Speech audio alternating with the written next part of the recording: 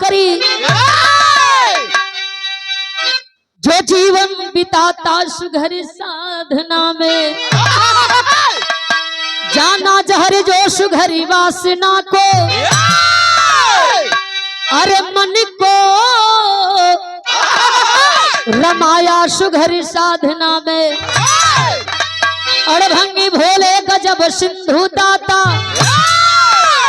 प्रभु तेरी निराली इस जग में है इच्छा, छुपा करके डमरू बने गए भिखारी, चले है भोला भक्तों की लेने परीक्षा।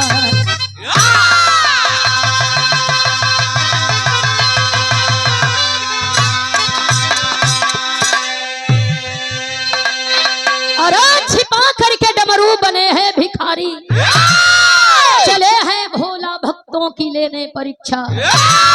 कहा जाता है अगर सच्चा भक्त है तो भगवान को झुकना पड़ा है। भक्ति में भाव होके के चाहिए, भक्ति के भाव से अब भोजन के ताव से बहुत फायदा हो। शिवदानी भोलेदानी चलल हुआ परीक्षा लेवे, अपने भक्तन का रूप जौन बा भेष जौन बा चेंज हो गई। ए भैया शिवदानी भोलेदानी सरंगी गुदरी लिहलन, गावत बजावत गावे गावे मंदिर मंदिर जाय के अपने असली और सच्चा भक्त के खोजत हो। सच्ची भक्ति कहाँ है, वह भक्त कहाँ है। शिवदानी भोलेदानी अपने सच्चा भक्त के खोजे बदे चरवाज कम हो गई, नवाज हालो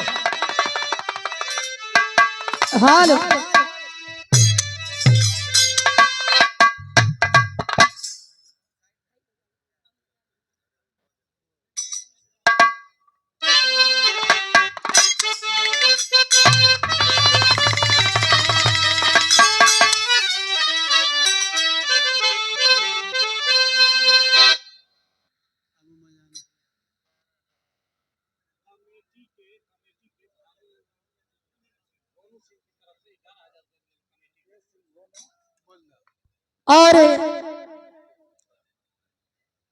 कमेटी को सहयोग किया गया है हमारे गार्जियन बड़े भैया नितेश सिंह भोनू के द्वारा 11,000 रुपए का योगदान किया गया। एक बार तनिक भैया के सम्मान में ताली हो जाए। बहुत बहुत स्वागत बा, बंदन बा, अभिनंदन बा। कोई आशिक कहे का कहे भैया,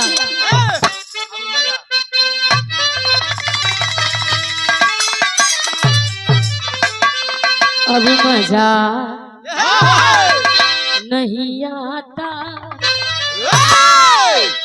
आज दूर रह के जीने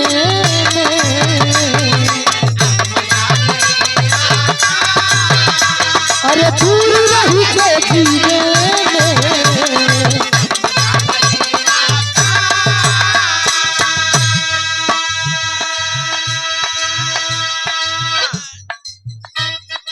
अब मजा नहीं आता, आज दूर रह के जीने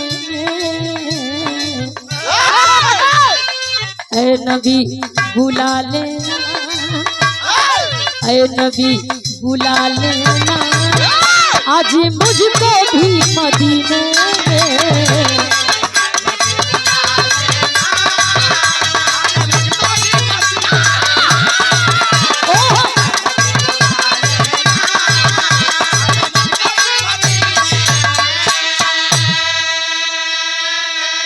और पुनः ये 500 रुपया देके सम्मान किया गया।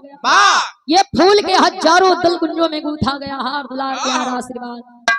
सम्मानित गार्जियन बड़े भैया आप बुद्धू यादव जी जिनके द्वारा हजारों हजार रुपए का पुरस्कार किया गया, कोटि कोटि भैया के प्रणाम, सब लोगों के फूलों के प्रणाम। लेकिन भाव कभी लिखत उन कैसे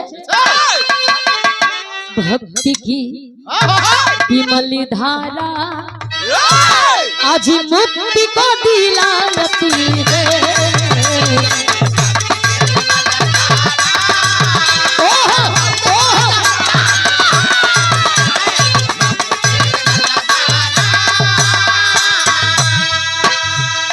भक्ति की विमल धारा आज मुक्ति को दिलाती है। भक्ति है गर सच्चा, भक्ति है गर सच्चा आज अमर कीर्ति पाती है।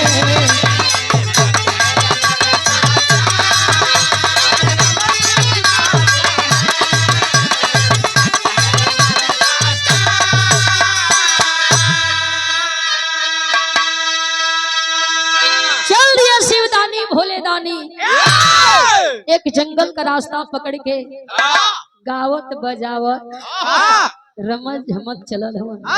वही जंगलवा में एगो कुटी हो और वही कुटी में दुई प्राणी हुआ, मर्द मेहरारू भक्ति में लीन। भोर का बेला 4 बजे था। कृपा सबके ऊपर बने, घर का सुख शांति बना रहे। ए भैया वही जंगलवा में कुटी, वही कुटिया में दुई प्राणी मर्द मेहरारू भोर का बेला 4 बजे था भक्ति में लीन हुआ। वही शिवदानी भोले दानी के याद करत हो। ओम नमः शिवाय, ओम नमः शिवाय का जाप करत हो। शिवदानी भोले दानी गईलन जाय के कुटिया के पहरे खड़ा होई के आवाज लगवलन। शिवदानी भोले दानी भिक्षा मांगे लगलन। आवाज सुन करके मर्द मेहरारू दोनों कुटिया से बहरे अइलन। हम जब कुटिया से बहरवा अइलन तो एगो जोगी बाबा के देख के दोनों मर्द मेहरारू बड़ा प्रसन्न भइलन।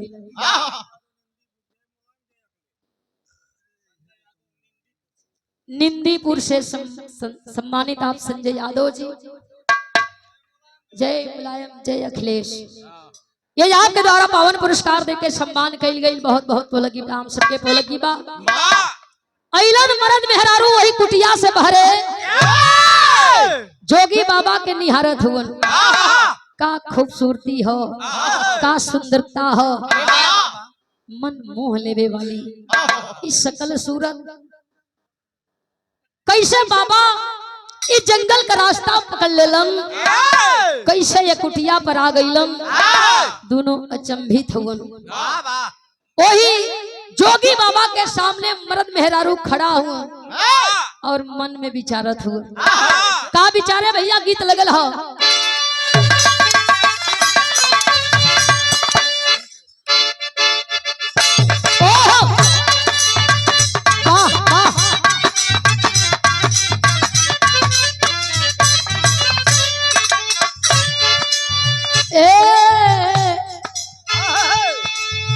सजनवा रे बलमुआ रे, बड़ा प्यार से दुल्हन कहतिया। जई बत जा लेकिन लगले या जई पर सीतिया।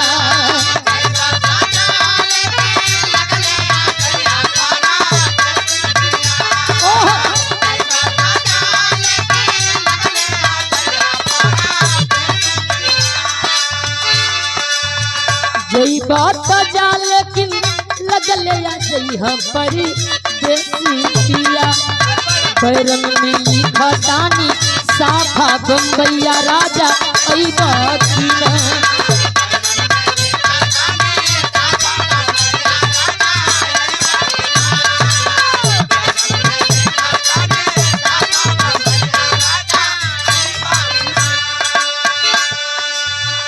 और श्री लेकिन मर्द मेहरारू वही जोगी बाबा के निहारत हुआ, मन में विचारत हुआ। का सुन के पुकारी द्वारे अली भिलनिया मन विचारे लीना।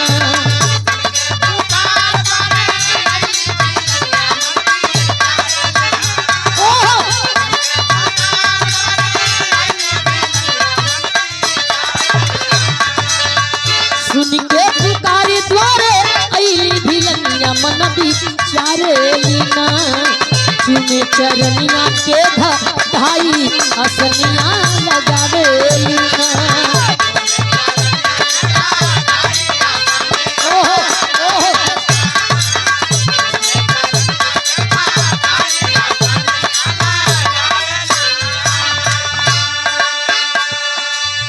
मनवा में सोचे आज धन्य हो गईली संत के सेवा में भिलनी नहीं लगवली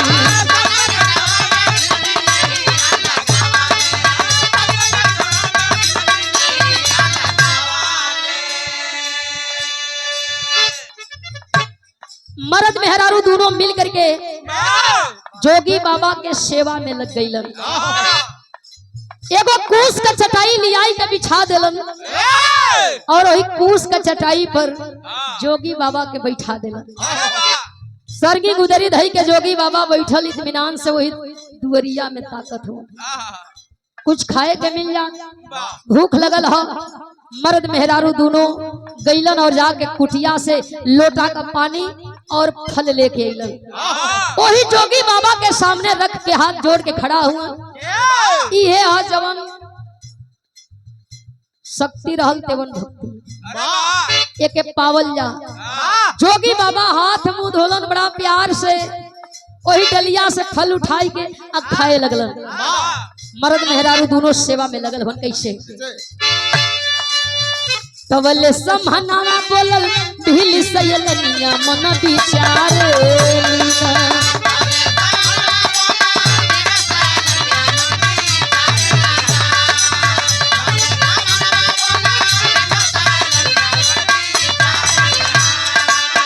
चुमे चरनिया के धधाई असनिया लगावे लीना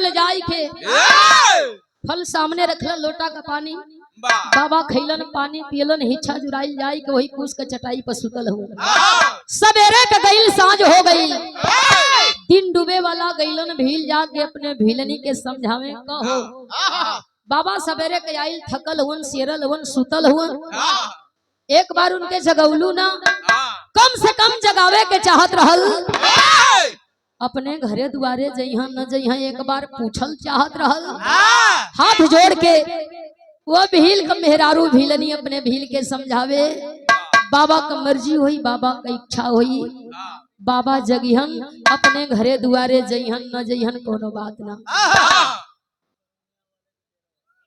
सरंगिया वाले का डेरवा राधे राधे बहुत बहुत बोलोगी प्रणाम सबके बोलोगी प्रणाम है ए भैया वो भीलनी अपने पति के समझावे कहे कि ना बाबा का मर्जी होई जइहन न मर्जी होई न जइहन शाम का बेरा हो दोनों मर्द मेहरारू सोचे बाबा का खइहन का पीहन कहाँ सुतिहन का ओढ़िहन भीलनी समझावे अपने भील के जवन नमक रोटी खाई जाई उहे बाबा के खियावल जाई कहल जला की प्रेम से जहर भी अमृत लगेला शाम का बेरा हुए भौरी चोखा लगल ह ले जाई के भील वही बाबा की आगे रखला बड़ा प्यार से वह भौरी चोखा खैला लोटा का पानी पियला उठाई के कुश का चटाई लेके गईला और वही कुटिया में बिछाई के सुत गईला शिवदानी भोलेदानी कैलन भोजन जाय के वही कुटिया में कुछ का चटाई बिछा के सुत गईलन आज के लोग इतना ना फैशनदार हो गईलन कहन कि हम उपवास है व्रत है लेकिन सुतिहा कहाँ कंडा वाला घर में बतावे कि नहीं खे जबकि वर्जित जे के उपवास रखे के हो तो के सोफा पर ससुराल के मिलल बेड पर ना सुते के ओके कंडा वाला घर में सुते के कुछ कूस का चटाई लेके चलल हुआ और वही कूस का चटाई पर खूब आनंद में सुतल हुआ। भील अपने भिलनी की ओर ताके आंख लाल लाल कई के कलन सुना। अइलन पूरा दिन बितौला, बौरी चोखा पौलन, खा के फिट हो गई। हम ने पहले जाके कुटी में कूस का चटाई बिछा के सुत गई। यही से कहल जाला कि अंगूरी मत धराव, नहीं मनई पूरा बाहिया पकड़े के चक्कर में बोलते हैं। मार भील गुस्सा में लाल अपने भीलनी के तीरो रहे। समझावो थे ठंडा दिमाग से दुल्हन कला काहे परेशान हुआ। रमता जोगी बहता पानी जह सा जो है बिहान, अरे बिहान होई चल जाई हम। कूस का चटाई पर सुतल सब बात सुनत हुआ आ गुलाबी गुलाबी मुस्कियात हुआ। ए भैया भील और भीलनी भी भोजन पानी लिहलन, लेकिन मन में विचार करत हुआ कि हमहन का रात कैसे बीती। बड़ा समझदारी दिखा करके भील अपने भीलनी के कहलन, रे पगली खिस्सा कहानी में कहे में हम माहिर रही। अरे खिस्सा कहानी कहल जाई, रात हमने कट जाई, सवेर होई बाबा चल जाइए, फिर तो हमन के खाए पिए के सुते के है। भीलनी बड़ा खुश भइल, टेरी का भाव लगल भैया।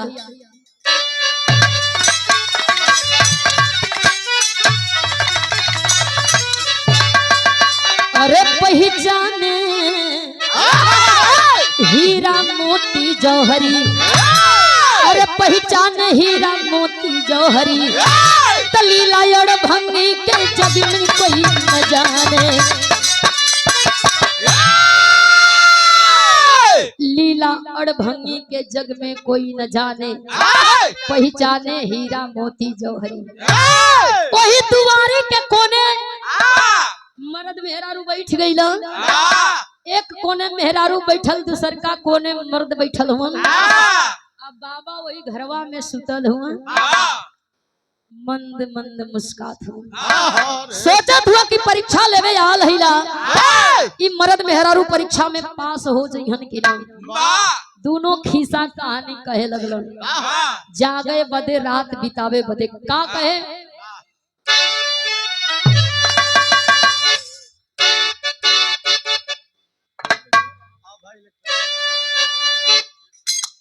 सम्मानित आदरणीय गार्जियन अब है इलेक्ट्रॉनिक वीर सिंह नशीरपुर सैदपुर गाजीपुर से पावन आशीर्वाद देकर के सम्मान कल गई।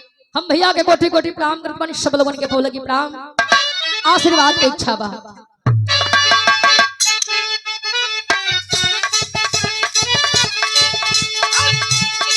वो भिलवा अपने मेहरारू से कहे, अरे कहे भीलवा नारी से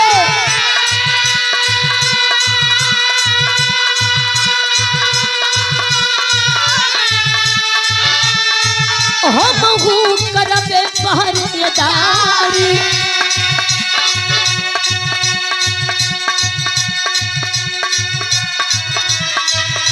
अरे थिया मिया के भीलनी ने तब, अरे बाबा को कैसी निकाली।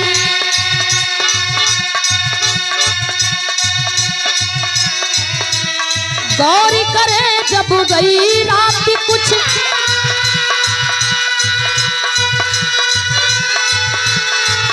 भिलवा करते पहरेदारी।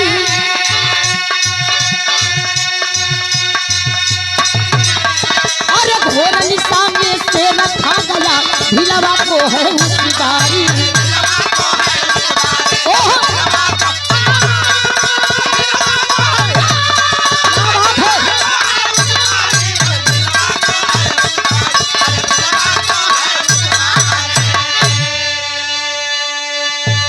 घोर निशा में से रखा गया, भिलवा को है उस बारी। लोग बतावेला कि होनी के कोई न टाल पौले बा न कोई टाल पाई। 12 बजल हा, शिवदानी भोलेदानी जोगी का रूप बनाई के कुटिया में सुतल जरूर, लेकिन ध्यान मर्द मेहरारू पर है। इस सुतिहन न खिस्सा कहानी कही हम परीक्षा कैसे ले। माया बाबा का बड़ी तेज है, वही जंगलवा से शेर आइल और भील के मार के लेके जंगल में चलल। 4 बजल जब भीलनी का नींद खुलल, आंख खुलल, अपने भील पति के खोजे लगल। रहलन तो दुवरिये पर खिस्सा कहानी कलन, हम कब सूत गईली और हमार पति कब जाग के चल गईलन, हमें पता भी ना चलल। सोचत बाकी एक बार अपने पति के खोज के पूछ लई। सवेर हो गई, बाबा जई हम कुछ भोजन पानी बना दई, कुछ नाश्ता बना दई, ताकि खा के चल जाई हम, आकि यही विदा कर दई। आज्ञाकारी पत्नी रहल, अपने पति के खोजत वही जंगलवा में गई। जब जंगलवा में गई हो बच्चों, तो अभिलनी अपने आंख के सामने अपनी पति का मौत देख रहा। भोर का बेला वह अभिलनी चिगार कई के गिरल धरती पर, छाती पर मुक्का मार के रोवे लगल, अपने समय किस्मत के कोसे लगल। लेकिन मनवा में एक शंका है, आज ले हमारे पति की साथे हादसा ना भइल, बाबा के लिए हमारे पति का मौत हो गई। लेकिन ना बाबा के हम कैसे कही सकीला। लोग बतावेला कि जेकर जहिया मौत आवेला तो हिले रोजी बहरने मौत हो सके कि आज ही ले हमारे पति का साथ रहे, बाबा के ना कहो। सोच करके विचार करके समय के कोष करके भीलनी रोवत बा और अपने पति का लाश का एक एक टुकड़ा उठावे और यही आंचल में रखे। रो रो कहत बा, का कहे आखिरी गीत बा।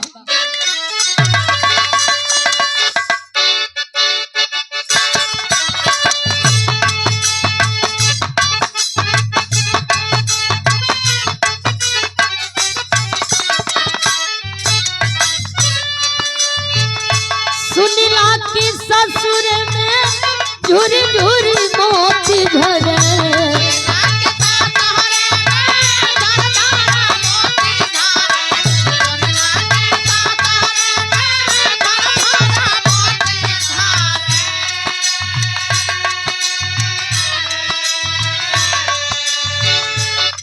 और उल्लई की कहले रहल। सुनिला कि ससुर में झुरी झुरी मोती भरे,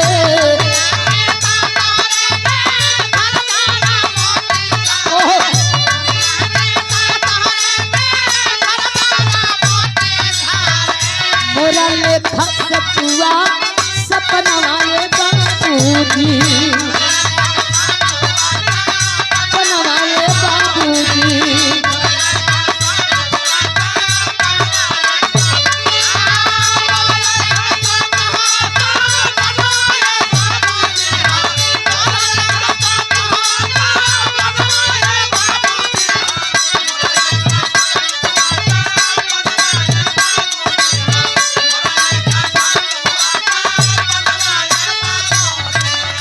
और रो करके भीलनी और बिलखत का कहत बका, भइले बिहनवा साधु देखल समनवा हो,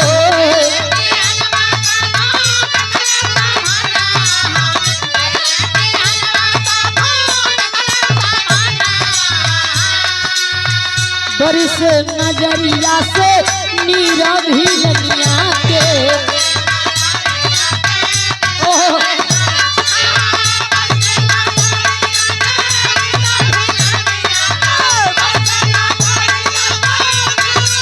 क्या बात है।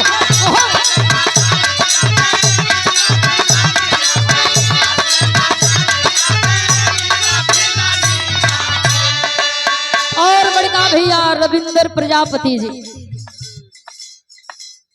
अभिषेक मेडिकल एजेंसी एवं अभिषेक होमियो हॉल, जहां थोक और फुटकर दवा मिलती है। पोखरा सैदपुर गाजीपुर। कोटि कोटि भैया के प्रणाम, सबके बोलगी आशीर्वाद की इच्छा बा।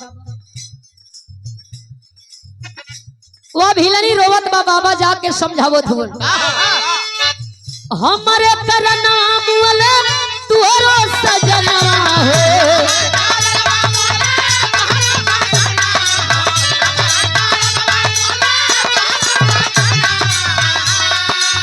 हमारो करना मुअले तुहरो सजनवा हो, हम होई कलंकित बरियारी भीलनिया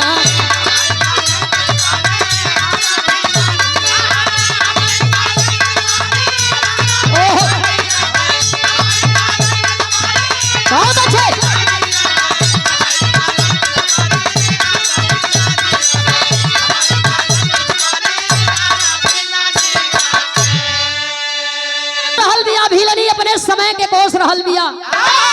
कहल जला कि समय बलवान होला, पुरुष होत नहीं बलवान, समय बलवान होता है। समय राजा के रंग और रंग के राजा बनावेला। ए भैया, वह भिलनी का रोवल देख के बाबा भागल दौड़ल गईलन, फर के खड़ा हो करके और भिलनी के समझावत हो। आज के जमाना गलती करे वाला भी अपन गलती माने का तैयार। शिवदानी भोलेदानी जोगी के रूप में बगल में खड़ा कलन की बिटिया मत रोवा।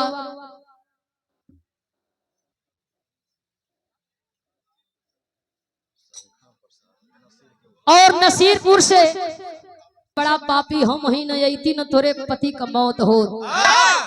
पकड़ करके बाबा का पैर रोवे लगल भिलनी कलन, ना बाबा ना, लोग कहेलन कि मौत सत्य है, कौना रूप में कहाँ आ जाई कोई जानत ना है। ए बाबा हो सके कि आज ही ले हमारे पति के जिए का लिखल रहल। शिवदानी भोलेदानी वो भिलनी से आज्ञा लेकर के चलल चाहत हुए, पैर पकड़ के रोवे लगल कला, बाबा हो पूरा दिन बीतल रात बीतल एको बार परेशान ना भइला, केवल 2 घंटा और रुक जा, तोहर मर्जी होई चल जाइहा, तोहके रोकब ना, लेकिन हमार विनती स्वीकार कइला, 2 घंटा और रुक जा बाबा। शिवदानी भोलेदानी सरगी गुदरी धई के एगो पेड़ के नीचे ये तेगा लगाई के बैठल, ओई भिलनी के टुकुर टुकुर ताके लगलन। पति का लाश जमीन पर लिटा करके सुता करके वह भिलनी हाथ में एक टांगी लेकर के चलल, वही जंगलवा में सूखल लकड़ी चून के लेके आई और वही जंगलवा में एक चीता तैयार कैलस। सोच रहल हन भोलेदानी शिवदानी आखिर अभी करिहन का। देखते देखते वह भिलनी आकर के बाबा का पैर पकड़ के रो रो करके बाबा से कहे, बाबा हमारा आखिरी इच्छा है, ये चिता में आगी अपने हाथे लगाई के आप अपने कुटिया अपने घरे दुआरे चल जाइए। शिवदानी भोलेदानी सोचे लगल, अरे ये कैसन परीक्षा हम लेवे लगली, अली परीक्षा लेवे, लेकिन आज ये बिटिया हमार परीक्षा ले थी।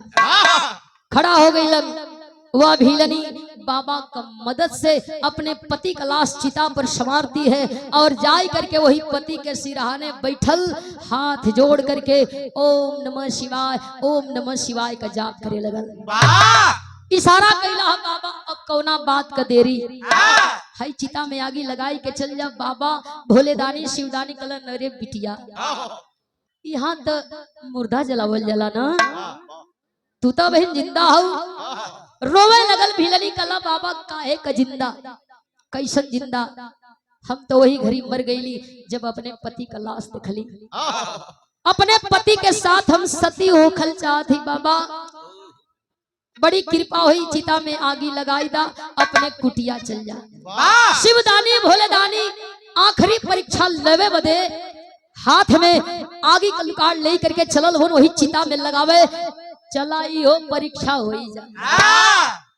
मुर्दा जले कोनो जिंदा जली हाँ, देख लिया जाओ कि पति के साथ सती होती हो कि खाली नाटक हो। और जब जाई के शिवदानी भोलेदानी वही चिता में आगी लगौल तो बिरहा का आखिरी भाव लिखल गई।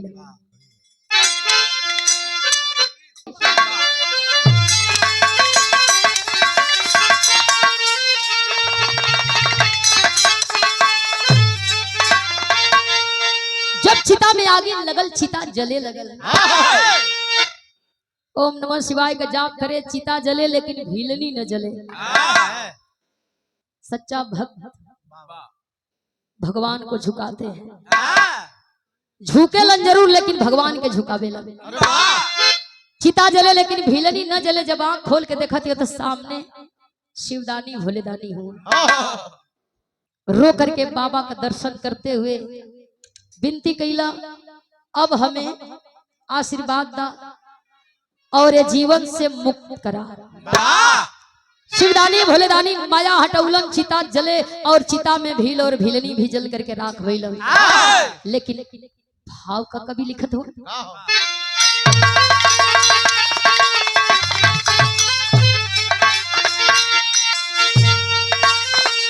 अरे जली चिता में जीवन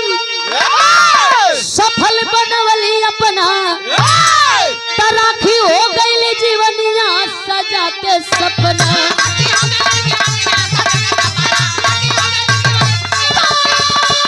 ओहो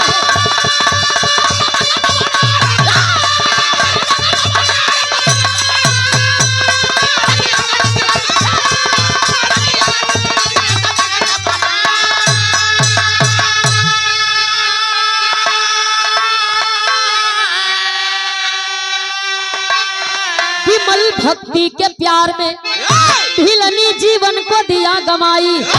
अरे राजा नल संग दमयंती बनी अमर कीर्ति को पाई। जेकर गुण गावे लाई सारी दुनिया, राखी हो गई जीवनिया सजा के सपना।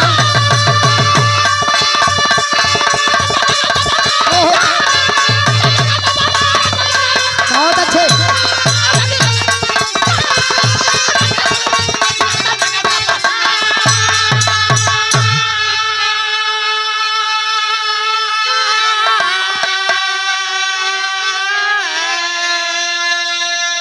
राखी हो गईली जीवनिया सजा के सपना। जल करके चिता में भील और भीलनी राख हो गए। आज भी जब आदमी शरीर के त्याग करेला, प्राण उड़ जाला, शमशान घाट ले जाइल जाला। सम मने बराबर शान मने घमंड, घाट मने जहाँ जाके जर के बुता के राखी हो जाए के। वहां जाते जाते सब लोग एक समान हो जाते हैं, सब लोग जलकर राख हो जाते हैं। ना चिन्हाई हो पंचो कि कौन रखिया गड़ी छोड़ा वाली हो और कौन रखिया बंटी बवाली वाली है। ओ जैन सब एक समान हो जाला। मर्द मेहरारू जल करके राख हो गई, लेकिन भक्ति सफल भई। वही भील और भीलनी पुनर्जन्म पाए। और जब पुनर्जन्म भील भीलनी पौला, तब भोले दानी शिवदानी का वरदान सफल भई।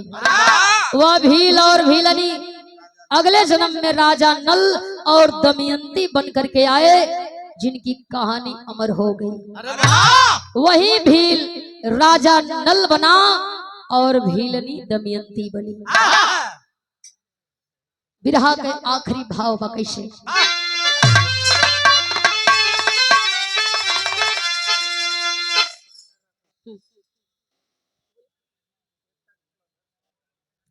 एकता चश्मा घर सैदपुर, प्रोप्राइटर हैं बड़का भैया राकेश लाल यादव, बिरहा गायक। पुनः दूसरे बार का पुरस्कार, कोटि कोटि प्रणाम सबके बोलगिया आशीर्वाद की इच्छा। गुरु बिहारी, गुरु गणेश, गुरु राम लाल गुणकारी, स्वर्ग बसे चंद्रिका कवि और बच्चन जी बने पुजारी को।